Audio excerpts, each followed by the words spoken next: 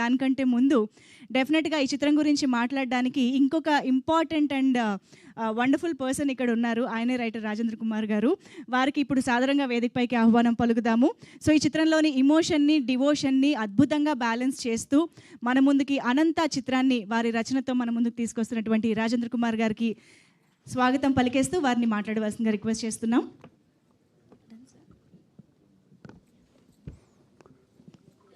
అందరికీ నమస్కారం.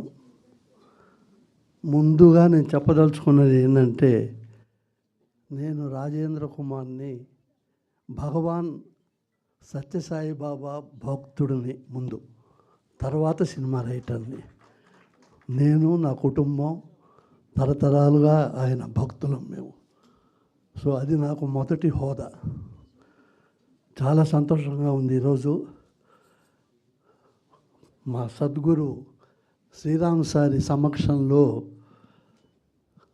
భగవాన్ సత్యసాయి బాబా పవిత్ర ప్రాంగణం ఇది ఒక సాయి సత్సంగం మాదిరి నేను ఫీల్ అవుతున్నాను.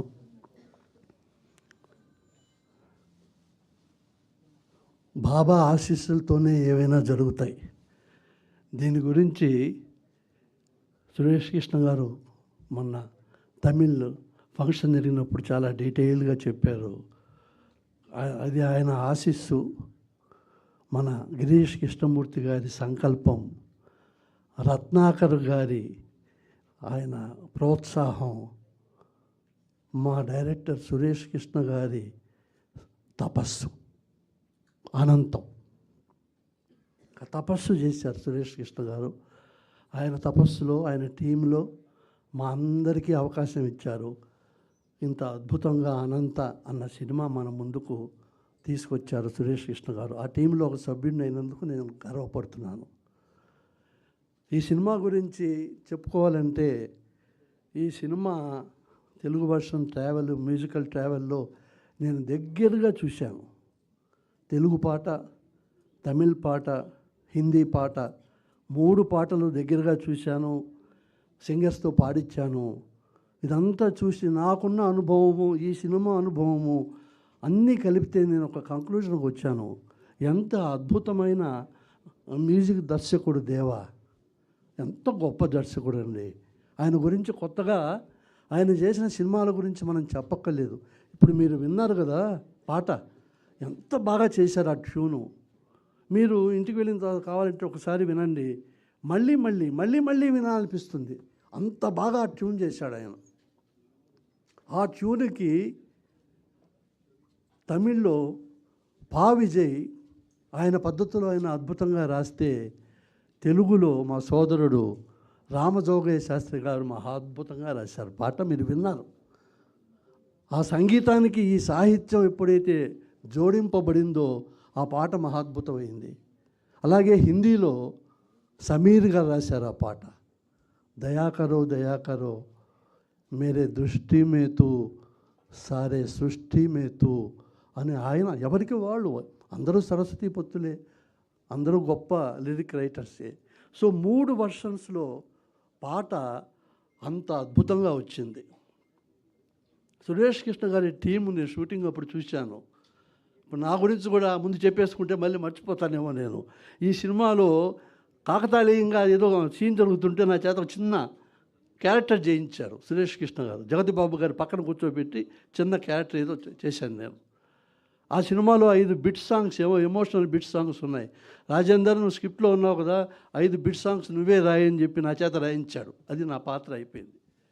ఆయన టీము రిచర్డ్ కానీ, కెమెరామెన్ కానీ, ఎడిటర్ రిచర్డ్ కానీ, కెమెరామెన్ కానీ, మిగతా వాళ్ళు కానీ, కెవిన్ కానీ, ఒకరేమిటి మా క్రాంతి కోడేటర్ కానీ, ఒక సైన్యం మాదిరి ఈ సినిమాని చాలా తక్కువ టైంలో 3 వర్షన్స్లో రెడీ చేసి రిలీజ్కు సిద్ధం చేశారు.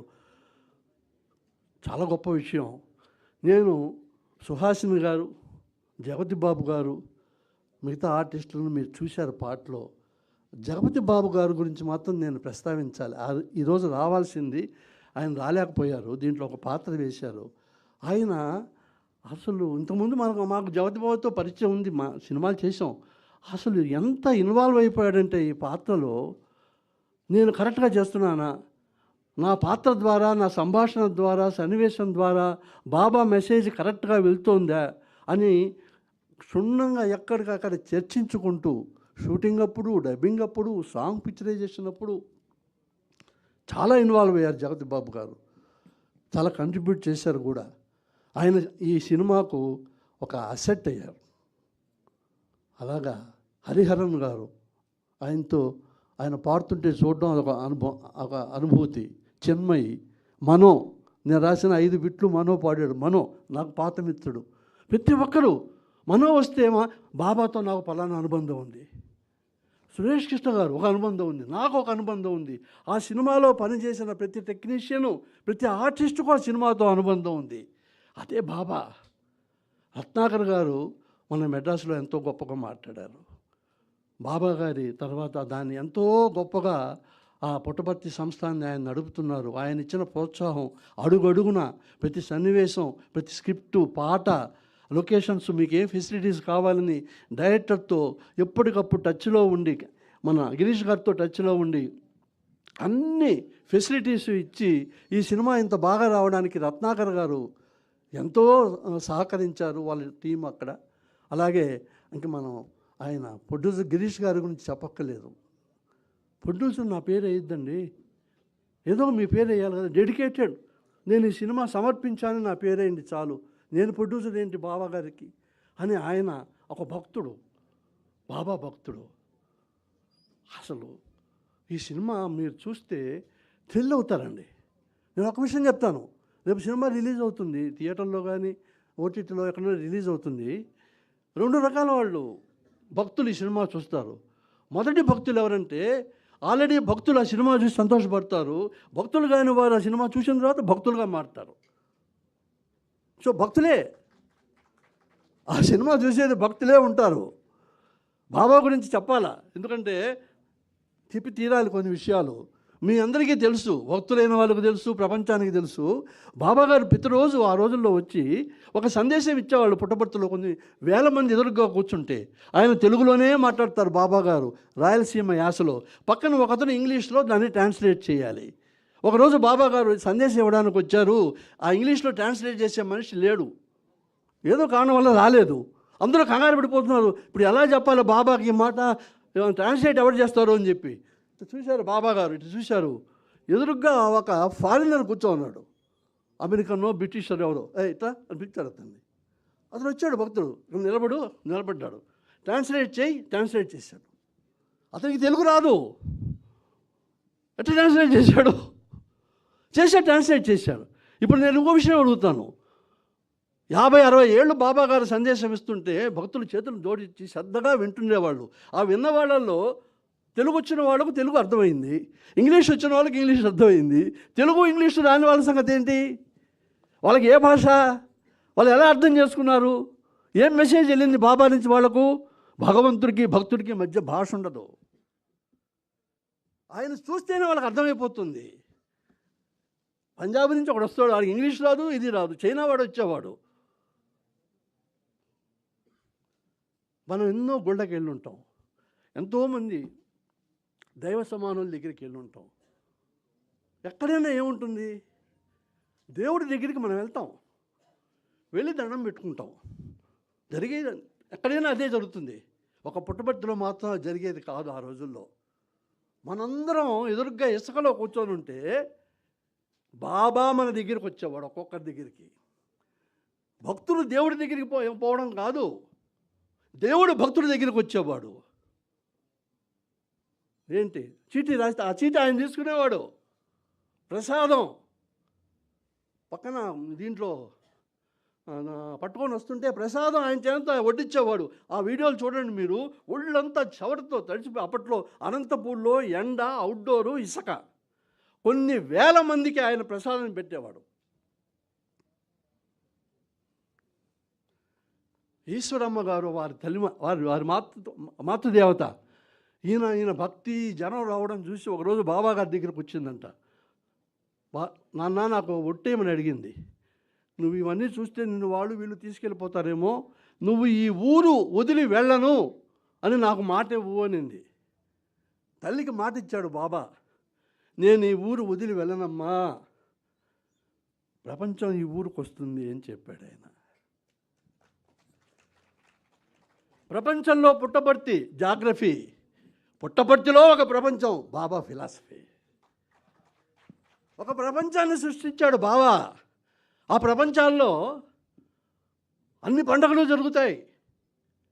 హిందూ పండుగలు జరుగుతాయి, క్రిస్మస్ జరుగుతుంది, బక్రీదు, రంజాన్ జరుగుతాయి. అక్కడ ఇప్పుడు కూడా చైనీస్ పండగ, గురునానక్ జయంతి, అన్ని పండగల వాళ్ళు, అన్ని దేశాల వాళ్ళు ఇక్కడికి వచ్చి బాబా సమక్షంలో తమ పండగ సెలబ్రేట్ చేసుకుంటారు. అది ఇంక వేరే ఎక్కడ జరుగుతుందండి?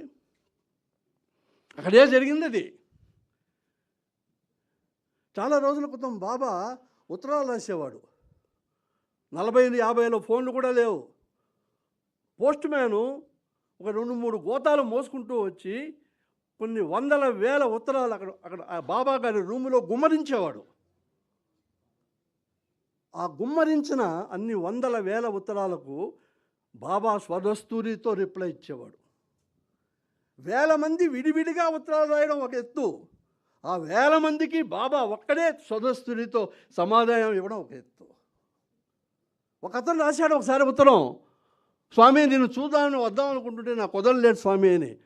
నన్ను చూడడానికి పుట్టపర్తి రావడం ఎందుకు? బాబా రిప్లై ఇచ్చాడు, నువ్వు చేసే పనిలో నన్ను చూసుకో, నువ్వు చేసే మంచి పనిలో నేనుంటా, నువ్వు చేసే సేవలో నేనుంటా. ఇక్కడ పుట్టపర్తిలోనే కాదు, నీ దగ్గర ఆ పనిలో కూడా నేనుంటా అని చెప్పాడు బాబా. ప్రేమించు, సేవించు, సర్వాల్ అవ్వాల్ సర్వీస్. ఈరోజు 160 కంట్రీస్లో ఇప్పుడు నేను మాట్లాడుతున్నప్పుడు కూడా ఎక్కడో ఒక దగ్గర ఏదో ఒక సందర్భంలో బాబాకు హారతి వెలుగుతూనే ఉంటుంది. ఎందుకంటే తాళమాన పరిస్థితులు వేరే ఉంటాయి కదా వేరే వేరే దేశాల్లో. ఇప్పుడు ఉదయం 11 గంటలై ఉంటుంది, హారతి ఇస్తుంటారు. సర్వీస్. 2 రోజుల క్రితం అఖండ భజన జరిగింది బాబాది. ఈరోజు సాయంకాలం 6 గంటల నుంచి రేపు సాయంకాలం 6 గంటల దాకా 24 గంటలు ఈ 160 కంట్రీల్లో జరిగింది. మన హైదరాబాద్లో జరిగింది, నేనుండే గచ్చిబౌలిలో మా సమితిలో జరిగింది. నేను ఒక 3 గంటలు కూర్చొని వచ్చేసా. అలా వచ్చిపోతున్నారు. ఈ 24 గంటల టైంలో ఒక 2 వ్యక్తులు చిన్న ఒక హాఫ్ అన్ అవర్ విరామంతో 24 గంటలు ఆ భజనలో పాల్గొన్నారు. ఒక వ్యక్తి వయసు 90 ఏళ్ళు, ఇంకో బాలుడి వయసు 9 ఏళ్ళు. 5 తరాలు ఉన్నాయి ఈ ఇద్దరి మధ్యలో. 5 తరాల భక్తి ఉంది, 5 తరాల సేవ ఉంది. రమణ మహర్షి దగ్గర ఒక ప్రశ్న ఉంది, నాన్న యార్, నేనెవరిని? బాబా దగ్గర కూడా ఒక ప్రశ్న ఉంది, నువ్వెవరు? సమాధానం ఆయనే చెప్పాడు, నువ్వు ఒకడు కాదు, నువ్వు ముగ్గురు. ఒకటి నువ్వు అనుకునే నువ్వు, నీ పక్క వాళ్ళు అనుకునే నువ్వు,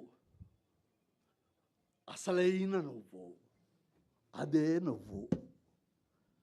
నువ్వు ఎవరు? దేవుడివి. నువ్వు దేవుడివి. బాబా చెప్పాడు, నేను దేవుణ్ణి అని మొదలుపెట్టాడు. నువ్వు దేవుడివే అన్నాడు. నేను దేవుడిని నేను తెలుసుకున్నా, నువ్వు దేవుడు అని ఇంకా నువ్వు తెలుసుకోలే, తెలుసుకో, నువ్వు కూడా దేవుడివే. సో తనలో దేవుడిని చూడమని లేదు, తన అందరిలో దేవుడిని చూడమన్నాడు బాబా. అందుకే ఈరోజు బాబా ఆయన మెసేజ్, ఆయన యొక్క ఫిలాసఫీ, ఆయన యొక్క సిద్ధాంతం, ఆయన యొక్క స్పిరిచువాలిటీ రోజు రోజుకి పెరిగిపోతుంది. నా కళ్ళ ముందు నేను చూస్తున్నాను. నేను హైదరాబాద్లో ఉన్నప్పుడు నా చుట్టుపక్కల ఒకటి ఉండేది, ఇది ఈ సేవా మండలి. 10 ఉన్నాయి ఇప్పుడు. గచ్చిబౌలి, మణికొండ వేరు, శ్రీనగర్ కాలనీ వేరు. ఇది నా చుట్టుపక్కలే. హైదరాబాద్లో ఇంతకుముందు బాబా గారు నిర్యాణం చేసేటప్పటికి 20 ఉంటే శివం ఇలాంటివి. ఇప్పుడు 200-300 ఉన్నాయి హైదరాబాద్ సిటీలోనే. బాబా చిన్న పిల్లలండి, దే ఆర్ డూయింగ్ సర్వీస్. బాబా గెలిచాడు, గెలుస్తూనే ఉంటాడు, గెలిపించబడుతూనే ఉంటాడు, దేవుడిగా ఉంటాడు, మనందరినీ దేవుళ్ళని చేస్తారు. దేవుడే నువ్వు మంచి పని చేయి, నువ్వు దేవుడు అంటున్నాడు. ఆకలితో బిచ్చగాడు ఉన్నాడు, ఒక ఇల్లాలు పిలిచి కడుపు నిండా అన్నం పెట్టి నీ చేతులు జోడించాడు. ఆ బిచ్చగాడి కళ్ళకు ఆ ఇల్లాలి దేవత. బట్ అన్నం పెడితే దేవుడైపోవచ్చు. కష్టంలో ఉన్నవాడికి ఇంత సహాయం చేస్తే దేవుడైపోవచ్చు. నువ్వు దేవుడైపోవచ్చు అయ్యా. నేనయ్యాను, నువ్వు అవ్వు. పుస్తకాలు విసిరేసి భవనాలను వదిలేసి ఒక రాయి మీద కూర్చొని మానస భజనని పాడినప్పుడు ఆయన ప్రపంచాన్ని త్యజించలే, ఒక ప్రపంచాన్ని సృజించాడు. ఆ ప్రపంచంలో ఆయన మొదటి సభ్యుడు. ఇప్పుడు కొన్ని వేల లక్షల మంది సభ్యులు. అంతకన్నా ఏం కావాలండి బాబా గారికి? బాబా లివ్స్ ఆన్ ఫర్ ఎవర్. ఆ మెసేజే సురేష్ కృష్ణ గారి సినిమా ద్వారా ఇచ్చాను. నేను మా అన్నయ్య మా తమ్ముడు ఎదురుగా కూర్చో ఉన్నాడు, రామజోగయ్య శాస్త్రి గారు. ఆయన నేను పొగుడుతూ అనుకోవద్దు మైకులో. నేను నా వైఫ్ ఆయన పాట నా దగ్గరికి వచ్చినప్పటి నుంచి ఉదయం మధ్యాహ్నం సాయంకాలం యాంతం ఉందరే, ఆ యాంతమును వింటూనే ఉన్నాను నేను. అంత అద్భుతంగా రాశాడు ఆ పాట. ప్రతి పదం, ప్రతి అక్షరం భక్తి, ఒక emotion. This film is a devotional journey, emotional journey. It is an emotional devotional emotion. The creator is none other than the genius of a director, Suresh Krishna. ఎవరి దగ్గర ఏం తీసుకోవాలో తీసుకున్నాడు. ఇప్పుడు మీరు చూసింది ఆడియో లాంచ్కి ఆ షార్ట్స్ అవి వేసి, ఆ ఒరిజినల్ సినిమాలో ఆ సాంగ్ వచ్చినప్పుడు మీ కన్నీళ్ళు రాకపోతే నన్ను అడగండి. అంత భావోద్వేగంగా దాన్ని చిత్రీకరించాడు. ఒక జ్యోతిబాబు ఎపిసోడ్ కానీ, సుహాసిని ఎపిసోడ్ కానీ చాలా బాగుంటుంది. ఈ సినిమాలో భాగమైనందుకు నన్ను ఫస్ట్ రైటర్ని చేసింది కూడా అది కూడా చెప్పాను నేను. సురేష్ కృష్ణ గారు మహానుభావుడు, రామోజీరావు గారి చేతుల మీదుగా నన్ను రైటర్ని చేసింది ఆయనే. ఇంత గొప్ప అవకాశం నాకు ఇచ్చింది ఆయనే. నా జన్మలో నేను సినిమాలు చేసినా చేయకపోయినా ఇంతకుముందు ఏం చేశానో తర్వాత ఏం చేస్తున్నా నాకు తెలీదు. ఇది చాలు, ఇది ఈ జన్మకి ఇది చాలు. Sairam, Sairam. Thank you sir, thank you very much.